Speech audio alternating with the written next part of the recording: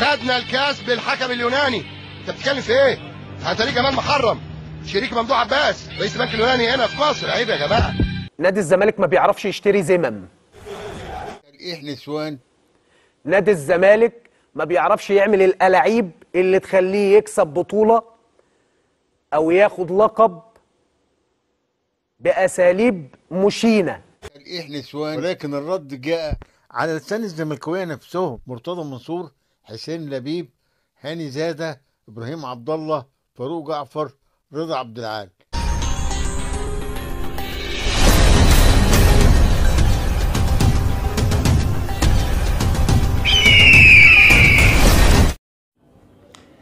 السلام عليكم ورحمة الله وبركاته. أهلا ومرحبا بكم في قناتكم الأهلي وطن سبورت. إعلامي حديث العهد ترانزستور قد عقلة الصباع على قناة الزمالك فوجئنا بيه بيلقح تلقيح بجد، مش كلام رجالة، تلقيح نسوان على النادي الأهلي، وما كانش عنده الجراءة يقول، ولكن ده تلقيح نسوان. ولكن الرد جاء على لسان الزملكاويه نفسهم. الزملكاويه نفسهم منهم فيهم مرتضى منصور، حسين لبيب، هاني زاده، ابراهيم عبد الله، فاروق جعفر، رضا عبد العال. اسمعهم كويس ويا ريت حضرتك تكتب لي رايك في التعليقات. يلا بينا نسمعهم وأنا مش هقاطعكم وارجعوا لي. لا تنسوا الإعجاب بالفيديو والاشتراك في القناة تشجيعا لنا لنستمر بنشر المزيد إن شاء الله. فنادي الزمالك ما بيعرفش يشتري زمم. نادي الزمالك ما بيعرفش يرشي. نادي الزمالك ما بيعرفش يعمل الألاعيب اللي تخليه يكسب بطولة أو ياخد لقب بأساليب مشينة. ليه؟ عشان انت دايما تقول لي هيفتكروا ان مين البطل، هيفتكروا ان انا البطل، ومش هيفتكروا انا بقيت بطل بأنهي طريقة او اي وسيلة. وده كلنا بنشوفه منذ امد الدهر، بقالنا كتير قوي وسنين كتير، عشرات السنين شايفين الظلم اللي واقع على نادي الزمالك.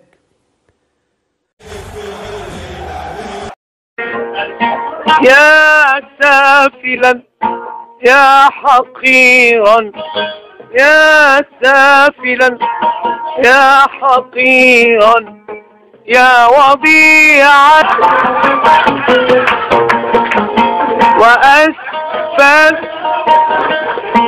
وأسفل منك لم ترقبت عيني، خلقت مجردا من كل حسن كأنك قد خلقت مع القرود. نادي الزمالك ما بيعرفش يشتري زمم. نادي الزمالك ما بيعرفش يرشي. خدنا الكاس بالحكم اليوناني. انت بتتكلم في ايه؟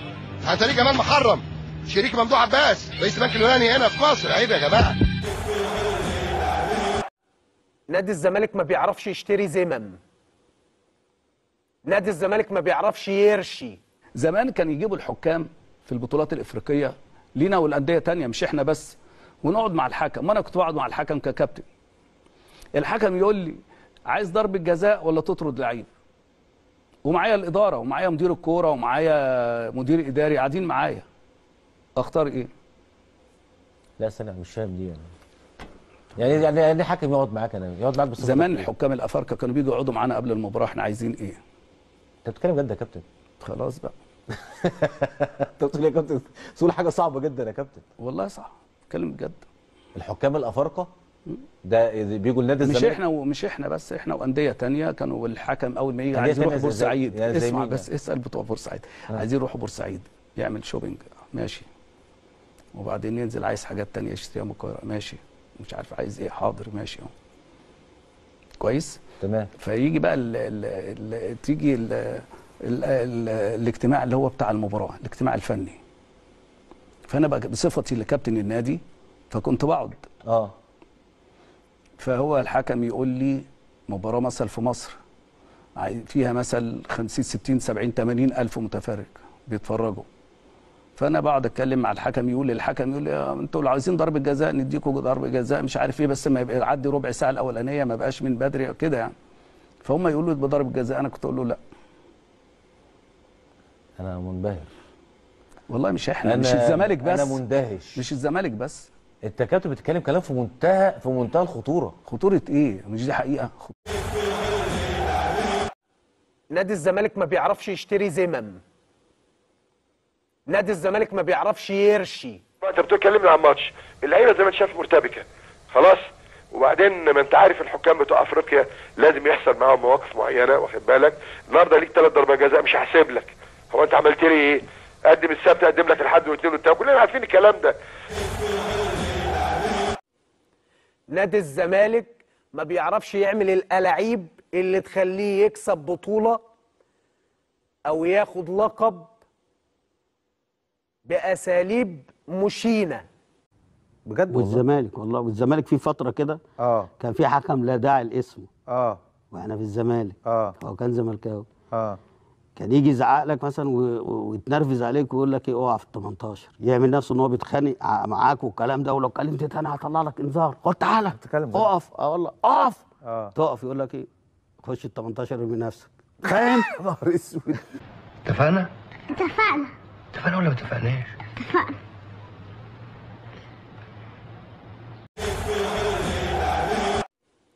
نادي الزمالك ما بيعرفش يعمل الألاعيب اللي تخليه يكسب بطولة أو ياخد لقب بأساليب مشينة.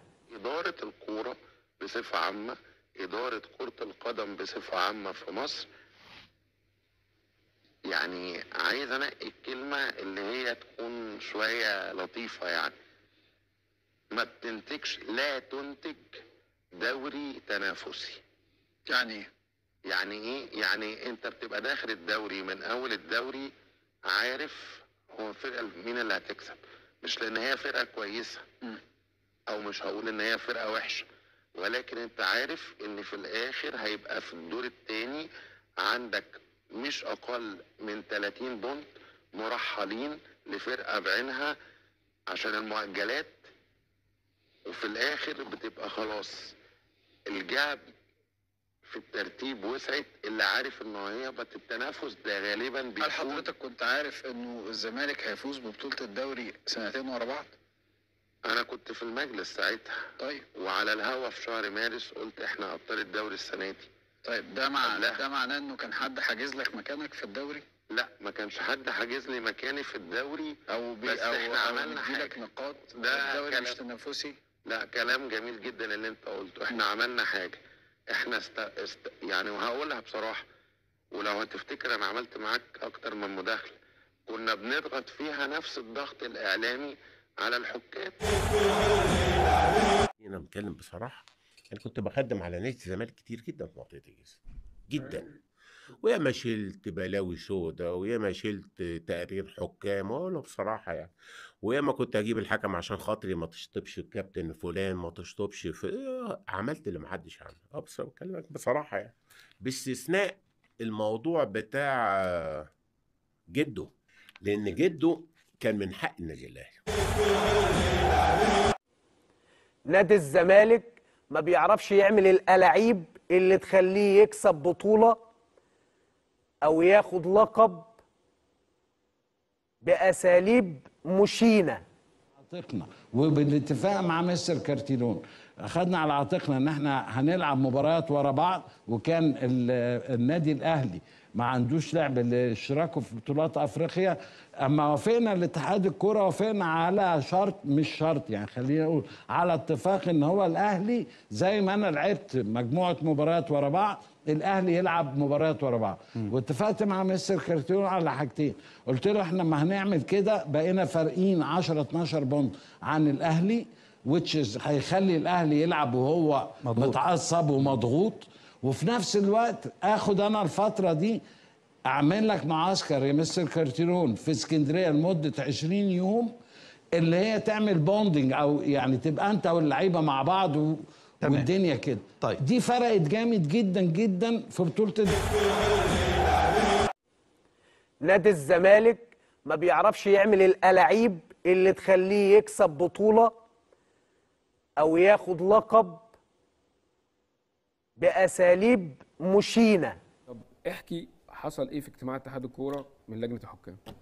احنا السنه اللي فاتت كان في مباراه للنادي الاهلي ولما طلعنا قلنا ارائنا في اللعبه ان الفار ما يتدخلش فيها، كانت استئناف، لعبه استئناف من فاول واحرز الاهلي بيه هدف، والفار استدعى كان امين عمر وميدو سلامه. ولما اتكلمنا كانت ايمن اشرف ولا كانت كوره مين؟ كانت الاهلي وبنك الاهلي اللي كانت فيها كوره بتنط وامين خرج تقريبا. فطبعا احنا لما طلعنا قلنا راينا ان ده مش في البروتوكول وان الفار المفروض ما يتدخلش.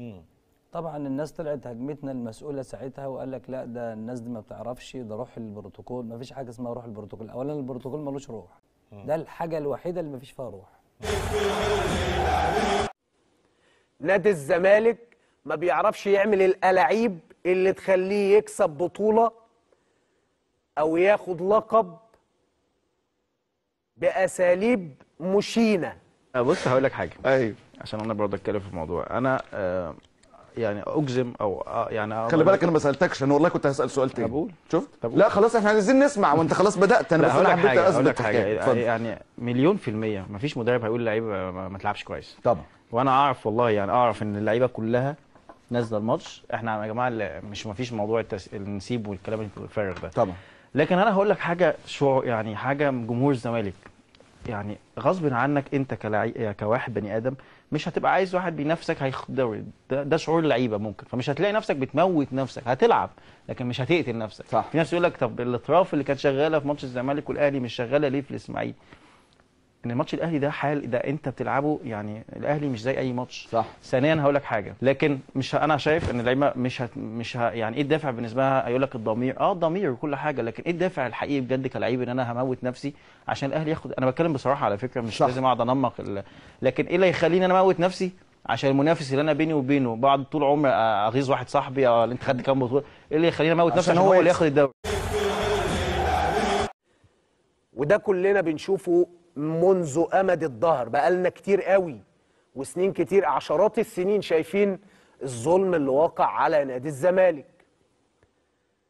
رجعنا لحضراتكم مرة تانية ووصلنا معاكم لفقرتنا الأخيرة مع كابتن أسامة نبيه وفقرة السبورة. جاهز يا كابتني؟ فل إن شاء الله. فلة؟ إن شاء الله. يلا بينا.